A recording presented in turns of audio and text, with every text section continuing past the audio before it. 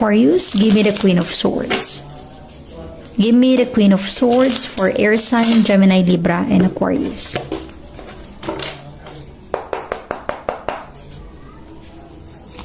You have 10 of Pentacles, an earth sign.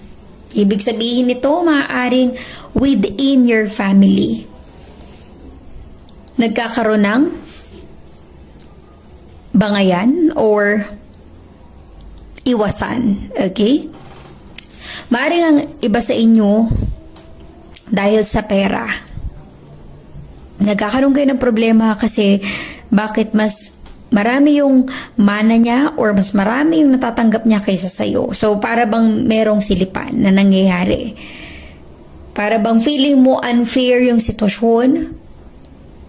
Laging bias ang treatment. Okay? Nafe-feel ko na kung ito ay particular sa pamilya mo, earth sign, air sign, Gemini, Libra, and Aquarius, maaring ikaw yung dumidistansya sa kanila. Tinatry mo na i-ignore yung pamilya mo kasi nga bias. May favoritism. Okay? Or posible na ganun sila sa'yo dahil ikaw yung favorite. Ikaw yung mas laging pinapaboran or pinapanigan. Again, resonate as it is air sign, Gemini, Libra, and Aquarius. But there is something in this energy na dahil sa pera, kaya kayo nagkakaroon ng gap sa pamilya. Kaya para bang may mga blockages, di ba? Possible na hindi na nga kayo madalas nag-uusap eh. Magkakasama lang naman kayo sa isang bahay, isang bubong, pero para bang ang layo nyo sa isa't isa. Maaring ang iba sa inyo, para bang ayaw nang makipagsalamuha, makisama. Kasi ayaw mo magpaka-plastic.